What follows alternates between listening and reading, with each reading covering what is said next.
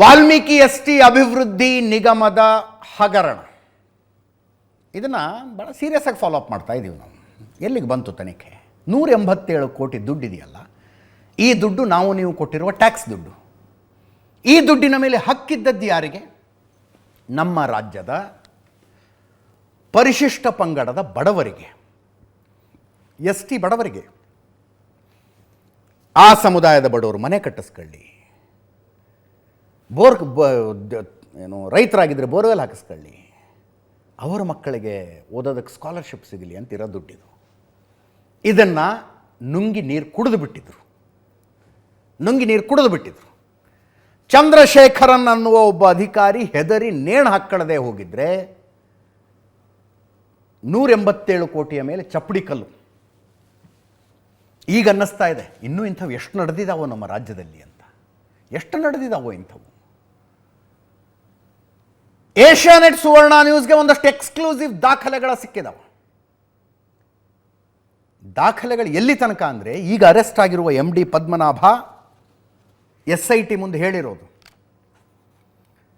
ಕಳೆದ ವರ್ಷ ಡಿಸೆಂಬರ್ನಲ್ಲಿ ಇನ್ನೊಂದು ಅಕೌಂಟ್ ಓಪನ್ ಮಾಡಬೇಕು ಅಂತ ಹೇಳಿದ್ರು. ನಾನು ಹಂಗೆ ಮಾಡೋದಕ್ಕೆ ಬರೋದಿಲ್ಲ, ತಪ್ಪಾಗುತ್ತದು ಅಂದೆ. ಶಾಂಗ್ರಿಲಾ ಹೋಟೆಲ್ನಲ್ಲಿ ಅಂತಿದ್ದಾಗಿದ್ದು, ಶಾಂಗ್ರಿಲಾ ಹೋಟೆಲ್ನಲ್ಲಿ ತಪ್ಪಾಗುತ್ತೆ ಅಂತ ಹೇಳಿದೆ ನಾನು. ಆವಾಗ ಇಲ್ಲೇ ಮಿನಿಸ್ಟರ್ ಇದ್ದಾರೆ ಬನ್ನಿ ಅಂತ ಕರ್ಕೊಂಡು ಹೋದರು. ಲಾಬಿಯಲ್ಲಿ ಮಿನಿಸ್ಟರ್ ಬಂದು ಹೇಳಿದ್ರು ಓಪನ್ ಆಗಬೇಕು, ಅಕೌಂಟ್ ಓಪನ್ ಆಗಬೇಕು ಅಂತ. ಮಿನಿಸ್ಟರ್ ಹೇಳಿದ ಮೇಲೆ ಏನು ಮಾಡಲಿ ನಾನು ಅನ್ನೋ ಥರ ಹೇಳ್ತಾರೆ ಇವರು. ಸ್ವತಃ ಸಚಿವ ನಾಗೇಂದ್ರರೇ ನಮಗೆ ಹೇಳಿದ್ರು. ಆದ್ದರಿಂದ ನಾವು MG ರೋಡ್ನ ಯೂನಿಯನ್ ಬ್ಯಾಂಕ್ನಲ್ಲಿ ಪ್ಯಾರಲಲ್ ಅಕೌಂಟ್ ಓಪನ್ ಮಾಡಿ ಅಲ್ಲಿಗೆ ವಸಂತನಗರ ಬ್ರಾಂಚ್ನಿಂದ ದುಡ್ಡು ಟ್ರಾನ್ಸ್ಫರ್ ಮಾಡಿದ್ದು. ಈ ಹೇಳಿಕೆ ಯಾಕೆ ಇಂಪಾರ್ಟೆಂಟ್ ಆಗುತ್ತಂದರೆ, ತನಿಖೆ ನಡೆಸ್ತಾ ಇರುವ SITಗೆ ನಾಗೇಂದ್ರರಿಗೂ ಒಂದು ನೋಟಿಸ್ ಕೊಟ್ಟು ವಿಚಾರಣೆ ಕರಿಬೇಕು ಅಂತ ಕೂಡ ಇನ್ನೂ ತನಕ ಅನ್ನಿಸ್ತಾ ಇಲ್ಲ. ಇಲ್ಲ. ಹೊಸ ಖಾತೆ ತೆರೆಯೋದಕ್ಕೆ ಸ್ಪಷ್ಟವಾಗಿ MD ಪದ್ಮನಾಭ ನಿರಾಕರಿಸಿದರು. ಅವರ ಹೇಳಿಕೆಯ ಪ್ರಕಾರ ನೆಕ್ಕುಂಟಿ ನಾಗರಾಜ್ ಬಂದು ಹೇಳೋದು ಪ್ಯಾರಲಲ್ ಅಕೌಂಟ್ ಓಪನ್ ಆಗಬೇಕು ಅಂತ. ಹಂಗೆ ಮಾಡಬಾರ್ದು, ಮಾಡೋದಕ್ಕೆ ಬರೋದಿಲ್ಲ ಅಂತಾರೆ MD. ಈಗ MDನೇ ಆರೋಪಿ, MDನೇ ಇದನ್ನೆಲ್ಲ ಮಾಡಿದ್ದ ಆಮೇಲೆ. ಬಟ್ ನಾಗೇಂದ್ರ ಸ್ಪಷ್ಟವಾಗಿ ಹೇಳಿದರು, ಖಾತೆ ತೆರೆದು ಠೇವಣಿ ಇಡಬೇಕದರಲ್ಲಿ ಅಂತ. ಇನ್ನೇನು ಮಾಡಲಿ, ತೆರೆದ್ವಿ ಖಾತೆ ಅಂತ ಹೇಳ್ತಾರೆ. ಶಾಂಗ್ರಿಲಾ ಹೋಟೆಲ್ನಲ್ಲಿ ನಡೆದಿದ್ದು. ನಾಗೇಂದ್ರ PA ನೆಕ್ಕುಂಟಿ ನಾಗರಾಜು, ಆತನ ಬಾಮೈದ ಸ್ವತಃ ಮಿನಿಸ್ಟರ್ ಹತ್ರ ಹೇಳಿಸಿದ್ದಕ್ಕೆ ನಾವು ಅಕೌಂಟ್ ಓಪನ್ ಮಾಡಿದ್ವಿ. ಅಕೌಂಟ್ ಓಪನ್ ಮಾಡಿದ ಮೇಲೆ ಓಕೆ,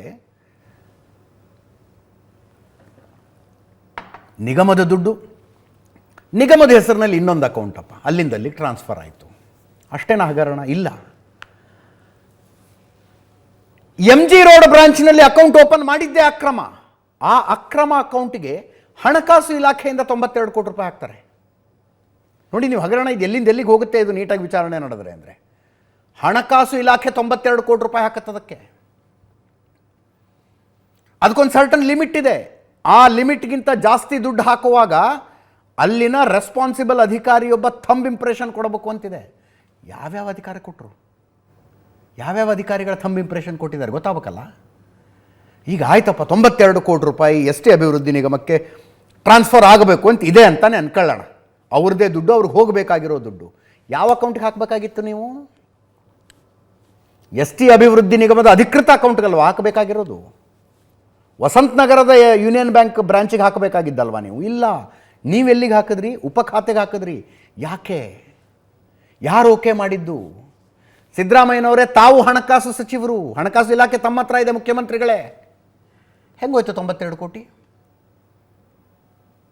ತನಿಖೆ ಸೀರಿಯಸ್ ಆಗಿ ನಡೆದ್ರೆ ಹಣಕಾಸು ಇಲಾಖೆ ಇಬ್ಬರು ಅಧಿಕಾರಿಗಳ ಬುಡಕ್ಕೆ ಬಿಸಿನೀರು ಬರುತ್ತೆ. ಇದರಲ್ಲಿ ಬುಡಕ್ಕೆ ಬಿಸಿನೀರು ಬರುತ್ತೆ. 92 ಕೋಟಿ ರೂಪಾಯಿ ಅಲ್ಲಿ ಹೋಗುತ್ತೆ ಕಂತಿನಲ್ಲಿ. ಒಂದೇ ಸಲ 50 ಕೋಟಿಯನ್ನು ಒಂದೇ ಸಲ ಹೋಗೋದು.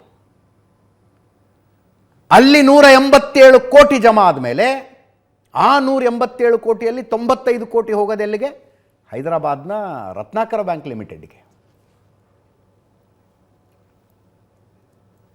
ಬಂಜಾರಾ ಹಿಲ್ಸ್ನ RBLಗೆ ಹೋಗುತ್ತೆ. ಅಲ್ಲಿಂದ 700 ಅಕೌಂಟಿಗೆ ಹೋಗೋದದು. 700 ಅಕೌಂಟ್ಗಳು. ಯಾವ್ಯಾವ ಅಕೌಂಟ್, ಯಾರ್ಯಾರ್ದು ಅಕೌಂಟು? ಯಾವನೋ ಬಾರ್ ಓನರು, ಯಾವನೋ ಜ್ಯುವೆಲ್ರಿ ಶಾಪ್ ಓನರು, ಮತ್ತಾರೋ ಕುರಿಗಾಹಿ, 100-200 ಕುರಿ ಕಟ್ಕೊಂಡು ಮೇಯಿಸ್ಕೊಂಡು ಓಡಾಡ್ತಿರ್ತಾರಲ್ಲ, ಅಲೆಮಾರಿ ಕುರಿಗಾಹಿಗಳು, ಅವ್ರ ಅಕೌಂಟ್ಗಳಿಗೆ ಹೋಗುತ್ತೆ. ಅವರಿಗೆ 5% 10% ಕಮಿಷನ್ ಕೊಡ್ತಾರೆ. ನಿಮ್ಮ ಅಕೌಂಟ್ 1 ಕೋಟಿ ಬರುತ್ತಪ್ಪ, ನೀವು 10 ಲಕ್ಷ ಇಟ್ಕೊಂಡು 90 ಲಕ್ಷ ಅಷ್ಟೇ ನಮಗೆ ಕ್ಯಾಶ್ ವಿಡ್ರಾ ಮಾಡಿಕೊಡಿ ಅಂತ 10 ಲಕ್ಷದ ಆಶೆಗೆ ಮಾಡಿಕೊಡ್ತಾರೆ. ಆ ರೀತಿಯಲ್ಲಿ ಬೇರೆ ಬೇರೆ ಕಡೆಗಳಲ್ಲಿ ವಿಡ್ರಾ ಆದ ದುಡ್ಡನ್ನು ಈ ಪ್ರಕರಣದ ಆರೋಪಿಯೊಬ್ಬ, ನನ್ನ ಪ್ರಾಣಕ್ಕೆ ಅಪಾಯ ಇದೆ ಅಂತ ಬಾಯ್ಬಿಡ್ಕತ್ತಿದ್ದಾನಲ್ಲ, ಸತ್ಯನಾರಾಯಣ ವರ್ಮ, ಆತ ಬೆಂಗಳೂರಿಗೆ ತಗೊಂಬರ್ತಾನೆ. ನೋಡಿ ಹಗರಣ. ಆತ ಬೆಂಗಳೂರಿಗೆ ತಗೊಂಬಂದು ಕೊಡೋದು ಯಾರಿಗೆ? ಇದೇ ಪದ್ಮನಾಭನಿಗೆ. ನಿಗಮದ MD ಪದ್ಮನಾಭನಿಗೆ ಕೊಡ್ತಾನೆ. ಎಲ್ಲ ಕಡೆ ವಿಡ್ರಾ ಮಾಡಿಸ್ಕೊಳ್ಳೋದು ದುಡ್ಡನ್ನು ಇಲ್ಲಿ ತಂದು ಕೊಡೋದು. ಈ ಪದ್ಮನಾಭ ಅದನ್ನು ಡಿಸ್ಟ್ರಿಬ್ಯೂಟ್ ಮಾಡೋದು. ಯಾರ್ಯಾರಿಗೆ ಡಿಸ್ಟ್ರಿಬ್ಯೂಟ್ ಮಾಡಿದ್ದಾರೆ? ರಿಮಾಂಡ್ ಅಪ್ಲಿಕೇಶನ್ನಲ್ಲಿರೋದನ್ನು ಹೇಳ್ತಾ ಇದ್ದೀನಿ ನಾನು. ಸತ್ಯನಾರಾಯಣ ವರ್ಮ ದುಡ್ಡು ತಂದು ಕೊಟ್ಟರೆ ಅದನ್ನು ಪದ್ಮನಾಭ 2 ಬ್ಯಾಗ್ಗಳಿಗೆ ತುಂಬಿ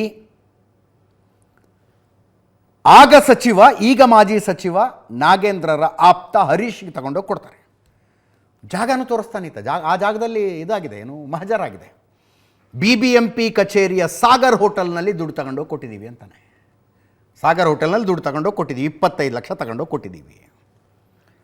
ಆಯಿತು, ನಾಗೇಂದ್ರ ರಿಸೈನ್ ಮಾಡಿದ್ದಾರೆ.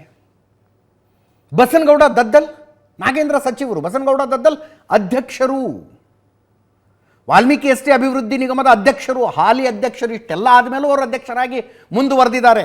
ಇದರಲ್ಲಿ ಬರುತ್ತೆ ರಾಯಚೂರು ಗ್ರಾಮೀಣದ ಶಾಸಕರು, ಶಾಸಕ ದದ್ದಲ್ ಆಪ್ತ ಸಹಾಯಕ ಪಂಪಣ್ಣನಿಗೆ 50 ಲಕ್ಷ ರೂಪಾಯಿಗಳನ್ನು ಮಾರ್ಚ್ ಮೊದಲ ವಾರದಲ್ಲಿ ಒಂದು ಸಲ 5 ಲಕ್ಷ ರೂಪಾಯಿ, ಏಪ್ರಿಲ್ ಫಸ್ಟ್ ವೀಕ್ನಲ್ಲಿ 50 ಲಕ್ಷ ರೂಪಾಯಿ, ಶೇಷಾದ್ರಿಪುರಂನ ಸ್ಲಮ್ ಬೋರ್ಡ್ ಹತ್ರ ತಗೊಂಡೋಗಿ 50 ಲಕ್ಷ ಕೊಟ್ಟಿದ್ದೀವಿ ಅಂತಾರೆ. ಸತ್ಯನಾರಾಯಣ ವರ್ಮ ಆಂಧ್ರ ಪ್ರದೇಶದಿಂದ ದುಡ್ಡು ತಂದು ಕೊಡೋದು, ಇವರು ಅದನ್ನು ಹಂಚೋದು. ಏಪ್ರಿಲ್ ಮೊದಲ ವಾರದಲ್ಲಿ 1,20 ಲಕ್ಷ ತಂದು ಕೊಟ್ಟನಂತೆ ಸತ್ಯನಾರಾಯಣ ವರ್ಮ. ಇನ್ನು 3,62 ಲಕ್ಷ ರೂಪಾಯಿ ಪದ್ಮನಾಭ ಹೇಳಿದ್ ನನ್ನ ಫ್ರೆಂಡ್ ಮನೇಲಿ ಇಟ್ಟಿದ್ದೀನಿ ಅಂತ. ನೆಕ್ಕುಂಟಿ ನಾಗರಾಜನ್ 90 ಲಕ್ಷ ಕೊಟ್ಟಿದ್ದೀನಿ ಅಂತ ಹೇಳಿದ್ದಾರೆ. ಮೌರ್ಯ ಹೋಟೆಲ್ ಹತ್ರ ತಗೊಂಡೋಗಿ 90 ಲಕ್ಷ, 3,62 ಲಕ್ಷ ರೂಪಾಯಿಗಳನ್ನು ಫ್ರೆಂಡ್ ಹತ್ರ ಕೊಟ್ಟಿದ್ದಂತೆ. ಫ್ರೆಂಡ್ ಮನೆಯಿಂದ ಸೀಸ್ ಆಗಿದೆ. ಅಂದರೆ ಆಂಧ್ರದಿಂದ ಎಷ್ಟು ದುಡ್ಡು ಬಂತಲ್ಲ, ಆ ದುಡ್ಡಿನ ಪೈಕಿ ಅರ್ಧ ಮಾತ್ರ ಈಗ ಸೀಸ್ ಆಗಿರೋದು. ಪಂಪಣ್ಣ ಯಾರು ಅಂತ ಹುಡುಕಿ ಅವನ ಹತ್ರ 55 ಲಕ್ಷ ಇಸ್ಕೋಬೇಕಲ್ಲ. ಪಂಪಣ್ಣ ಬಸನಗೌಡ ದದ್ದಲ್ PA ಅಂತೇನು ಹೇಳ್ಕೊಂಡು ಬರ್ತಾನಲ್ಲ, ಆತನ ಹತ್ರ 55 ಲಕ್ಷ ವಸೂಲಾಗಬೇಕು. ನಾಗೇಂದ್ರ PAಗೆ 25 ಲಕ್ಷ BBMP ಕಚೇರಿಯ ಸಾಗರ್ ಹೋಟೆಲ್ಗೆ ತಗೊಂಡೋಗಿ ಕೊಟ್ಟಿದ್ದು ವಸೂಲಾಗಬೇಕು. ನೋಡಿ, ಇಷ್ಟೆಲ್ಲ ಆದರೂ ಬಸನಗೌಡ ದದ್ದಲ್ ಸ್ಟಿಲ್ ಈಗಲೂ ಕೂಡ ನಿಗಮದ ಅಧ್ಯಕ್ಷ. ನಾಗೇಂದ್ರಗೆ ಒಂದು ನೋಟಿಸ್ ಕೂಡ ಇಲ್ಲ, ಬಸನಗೌಡ ದದ್ದಲ್ಗೂ ಒಂದು ನೋಟಿಸ್ ಇಲ್ಲ. ನಡೀತಾ ಇದೆಯಂತೆ ತನಿಖೆ. ಅರೆ, ನಾನು ಸುಮ್ಮನೆ ಕಂಪ್ಯಾರಿಸನ್ಗೆ ಹೇಳ್ತಾ ಇದ್ದೀನಿ.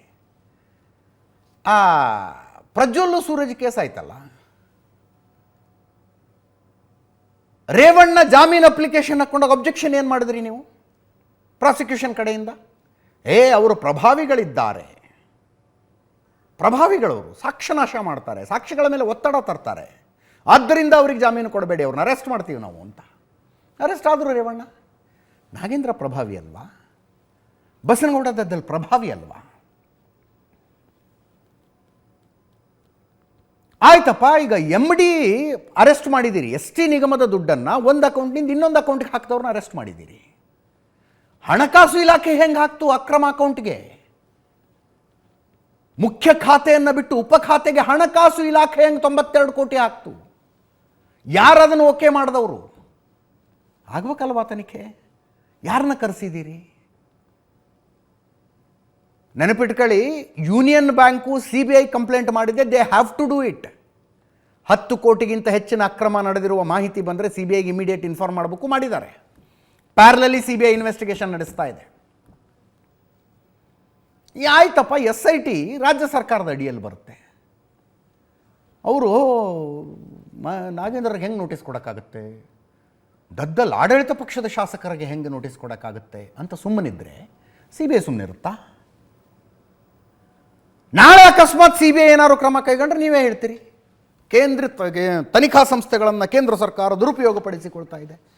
ಅರೆ, ಮಾಡೋ ತನಿಖೆ ನೀವು ಮಾಡಿರಿ ಸ್ವಾಮಿ, ನೀವು ಮಾಡೋ ತನಿಖೆನಾ? ಈಗ ದರ್ಶನ್ ಕೇಸೋ, ಇನ್ನೊಂದು ಕೇಸೋ, ಮತ್ತೊಂದು ಕೇಸೋ, ಬಂಧಿತ ಆರೋಪಿಗಳ ಹೇಳಿಕೆಯ ಮೇಲೆ ತನಿಖೆ ಮುಂದುವರಿತಾ ಹೋಗ್ಬೇಕಲ್ಲ. ಬಂಧಿತ ಆರೋಪಿಗಳು ಯಾರ ಹೆಸರು ಹೇಳ್ತಾರೋ ಅವ್ರನ್ನ ಇನ್ವೆಸ್ಟಿಗೇಷನ್ಗೆ ಕರೆಸ್ತಿರಲ್ಲ ನೀವು. ದರ್ಶನ್ ಕೇಸ್ನಲ್ಲಿ 8 ಜನ ಆರೋಪಿಗಳು ಹೆಂಗೆ ಅರೆಸ್ಟ್ ಆದರು? ಮೊದಲು ನಾವು ಮರ್ಡರ್ ಮಾಡಿದ್ದೀವಿ ಅಂತ ಹೋಗಿ ಸರೆಂಡರ್ ಆಗೋದಕ್ಕೆ ಹೋದಂಥವ್ರು ಬಾಯಿ ಬಿಡ್ತಾ ಹೋದ್ರು ಏನೇನು ಘಟನೆ ಆಯಿತು ಅಂತ. ಅವರು ಯಾರ್ಯಾರು ಹೆಸರು ಹೇಳಿದ್ರು ಎಲ್ಲರನ್ನೂ ಕರ್ಕೊಂಬಂದ್ರಿ ನೀವು. ಅವರ ಇನ್ವಾಲ್ವ್ಮೆಂಟನ್ನು ಚೆಕ್ ಮಾಡಿದ್ರಿ. ಅವರ ಪೈಕಿ ಯಾರು ಇನ್ವಾಲ್ವ್ಮೆಂಟ್ ಖಚಿತ ಆಯಿತು ಅರೆಸ್ಟ್ ಮಾಡಿ ಜೈಲಿಗೆ ಕಳಿಸಿದ್ದೀರಿ ಅಲ್ವಾ? ಮತ್ತು ಇದರಲ್ಲಿ ಪ್ರಜ್ವಲ್ ಕೇಸ್ನಲ್ಲಿ ಲೇಟೆಸ್ಟ್ FIR ಆಗಿರೋದು, ಆಕೆ ಪ್ರಜ್ವಲ್ ಮೇಲೆ ಆರೋಪ ಮಾಡ್ತಾಳೆ. Fair enough. ನಾನು ಮಗನ ಅಡ್ಮಿಷನ್ಗೇನೋ ಹೋಗಿದ್ದೆ, ಆತ ನನ್ನ ನಂಬರ್ ತಗೊಂಡು ವಿಡಿಯೋ ಕಾಲ್ ಮಾಡಿ ಪ್ರೆಷರೈಸ್ ಮಾಡ್ದ, ಅದು ಮಾಡ್ದ, ಇದು ಮಾಡ್ದ, ಆಮೇಲೆ ವಿಡಿಯೋ ತೋರಿಸ್ತೀನಿ, ಸ್ಕ್ರೀನ್ಶಾಟ್ ಹಾಕ್ತೀನಿ ಅಂಥೇಳಿ ನನ್ನ ಹೆದರಿಸ್ದ, ದುರುಪಯೋಗ ಪಡಿಸ್ಕೊಂಡ. Fair enough. ಆ ಹೆಣ್ಮಗಳು ಬರೀತಾಳೆ, ಈ ಫೋಟೋಗಳು ವೈರಲ್ ಆಗುವುದಕ್ಕೆ ಪ್ರೀತಮ್ ಗೌಡ ಕಾರಣ ಅಂತ ನಾನು ಕೇಳಿದ್ದೇನೆ, ನನಗೆ ಮಾಹಿತಿ ಬಂದಿದೆ ಅಂತ. ಪ್ರೀತಮ್ ಗೌಡ ಅಕ್ಯೂಸ್ ನಂಬರ್ 2 ಮಾಡಿದ್ರಿ ನೀವು. ದೂರುದಾರ ಮಹಿಳೆಗೆ ಬಂದ ಮಾಹಿತಿಯ ಆಧಾರದ ಮೇಲೆ ನನಗೆ ಹಿಂಗೆ ಹೇಳಿದ್ರು ಜನ ಅಂತ. Preetham Gowda accused number 2. He had to go to court to take a bail. ಕೋರ್ಟ್ಗೆ ಹೋಗಿ ಜಾಮೀನು ತಗೊಂಬಂದ್ರು ಅವರು. ನಾಗೇಂದ್ರ ಕೋರ್ಟ್ ಜಾಮೀನು ಕೇಳೋ ವಿಷಯಕ್ಕೆ ಹೋಗಿಲ್ಲ ಅವರು. ನಮ್ಮದೇ ಸರ್ಕಾರ, ನಮ್ಮದೇ SIT, ಯಾರೇನು ಮಾಡ್ಕೋತಾರೆ ಅಂತ. ಯಾರೇನು ಮಾಡ್ಕೋತಾರೆ? ಇದೇ ಅಲ್ವಾ ಧಾರ್ಷ್ಟ್ಯ ಅಂದರೆ? ಏನು ತನಿಖೆ ನಡೆಸ್ತಾ ಇದೆ SIT ಹಂಗಿದ್ರೆ? ಸ್ಪಷ್ಟ ಆದೇಶ ಕೊಟ್ಟು ಉಪಖಾತೆ ತೆರೀಬೇಕು ಅಂತ ಹೇಳಿದ ನಾಗೇಂದ್ರರನ್ನ ಬಿಟ್ಟು ಉಪಖಾತೆ ತೆರೆದವ್ರನ್ನ ಅರೆಸ್ಟ್ ಮಾಡಿದ್ರಿ. ದುಡ್ಡು ಎಲ್ಲಿಗೆ ಟ್ರಾನ್ಸ್ಫರ್ ಆಗಿತ್ತೋ ಅಲ್ಲಿಂದ ವಿಡ್ರಾ ಮಾಡ್ಕೊಂಡವ್ರನ್ನ ಅರೆಸ್ಟ್ ಮಾಡಿದ್ದೀರಿ. ಇವರ ಸುತ್ತಲೂ ಇದ್ದ ಎಲ್ಲರನ್ನೂ ಅರೆಸ್ಟ್ ಮಾಡಿದ್ದೀರಿ. ಇಬ್ಬರು ಶಾಸಕರ ವಿಷಯಕ್ಕೆ ನೀವು ಹೋಗ್ತಾ ಇಲ್ಲ. ತನಿಖೆ ಫೇರ್ ಆಗಿ ನಡೀತಾ ಇದೆ, ಟ್ರಾನ್ಸ್ಪರೆನ್ಸಿಯಿಂದ ನಡೀತಾ ಇದೆ ಅಂತ ಜನರಿಗೆ ಯಾಕೆ ಅನ್ಸುತ್ತೆ? ಇದೇ ಪ್ರಕರಣದಲ್ಲಿ ಒಬ್ಬ ಆರೋಪಿ ನ್ಯಾಯಾಲಯಕ್ಕೆ ಮೊದಲೊಂದು ಮೆಮೊ ಕೊಡ್ತಾನೆ. ನನಗೂ ಬಸನಗೌಡ ದದ್ದಲ್ರಿಗೂ ನಡೆದಂಥ ವಾಟ್ಸಾಪ್ ಚಾಟ್ನ ಸೇವ್ ಮಾಡಬೇಕು, ಅದರಲ್ಲಿ ಪ್ರಮುಖ ಸಾಕ್ಷಿ ಇದೆ ಅಂತ. ಪರಶುರಾಮ ಅಂತ accused. Sharan Prakash Patil medical education minister ಕಚೇರಿಯ ಹೊರಭಾಗದ CCTV ಫುಟೇಜನ್ನು ಸೇವ್ ಮಾಡಿ ಅದರಲ್ಲಿ ಸಾಕ್ಷಿ ಇದೆ ಅಂತ ನಾತ. ಇನ್ನೊಬ್ಬ ಆರೋಪಿ ಮೊನ್ನೆ ಕೋರ್ಟಿಗೆ ಅಫಿಡವಿಟ್ ಕೊಟ್ಟಿದ್ದು. ಕೋರ್ಟಿಗೆ ಕರ್ಕೊಂಬರುವಾಗ ನನ್ನ ಮೇಲೆ ನಾಗೇಂದ್ರ ಬೆಂಬಲಿಗರು ಹಲ್ಲೆ ಮಾಡೋದಕ್ಕೆ ಪ್ರಯತ್ನ ಪಟ್ಟರು. ನಾನು ಅರೆಸ್ಟ್ ಆಗೋದಕ್ಕಿಂತ ಮುಂಚೆನೇ ಹೈದರಾಬಾದಿನ ನನ್ನ ಮನೆಗೆ ಬಂದು ಕೂತ್ಕೊಂಡು ನನ್ನ ಹೆಂಡತಿ ಮಕ್ಕಳನ್ನ ಹೆದರಿಸಿದ್ದಾರೆ. ಈ ಪ್ರಕರಣದಲ್ಲಿ SIT ಸರ್ಕಾರಕ್ಕೆ ಸಹಾಯವಾಗುವ ರೀತಿಯಲ್ಲಿ ವರ್ತಿಸ್ತಾ ಇದೆ ಅಂತ ನ್ಯಾಯಾಲಯಕ್ಕೆ ಅಫಿಡವಿಟ್ ಸಲ್ಲಿಸ್ತಾರೆ ಒಬ್ಬ ಆರೋಪಿ. ಅರೆ ಓಕೆ, ಆರೋಪಿಗಳಿಗೆ ಮತ್ತು ಸಾಕ್ಷಿದಾರರ ರಕ್ಷಣೆ ಕೊಡೋದು, ಪ್ರಭಾವಿಗಳನ್ನು ಹಿಂಗೆ ಹೊರಗಡೆ ಹೆಂಗೆ ಬೇಕಂಗೆ ಇರೋದಕ್ಕೆ ಬಿಟ್ಟು. ಮುಖ್ಯಮಂತ್ರಿಗಳೇ 13 ತಿಂಗಳ ಹಿಂದೆ ಕಾಂಗ್ರೆಸ್ಸಿಗೆ 135 ಸ್ಥಾನಗಳನ್ನು ರಾಜ್ಯದ ಜನ ಯಾಕೆ ಕೊಟ್ಟರು ಅಂದರೆ, ನೀವು BJP ಸರ್ಕಾರ 40% ಸರ್ಕಾರ ಅಂದ್ರಿ, ಪೇ CM ಕ್ಯಾಂಪೇನ್ ಮಾಡಿದ್ರಿ, ಓ ಬೇಡಪ್ಪ ಅವರು ಅಂತ. 1 ವರ್ಷದಲ್ಲಿ ಜನರಿಗೆ ಭ್ರಮನಿರಸನ ಮಾಡಬೇಡಿ.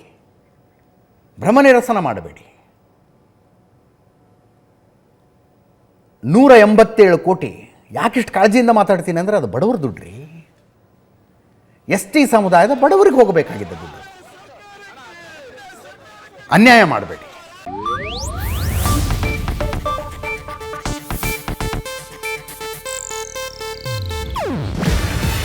ಇದು ಏಷ್ಯಾನೆಟ್ ನ್ಯೂಸ್ ನೆಟ್ವರ್ಕ್ ಪ್ರಸ್ತುತಿ. ನೀವು ನೋಡ್ತಿದ್ದೀರಾ ಏಷ್ಯಾನೆಟ್ ಸುವರ್ಣ ನ್ಯೂಸ್.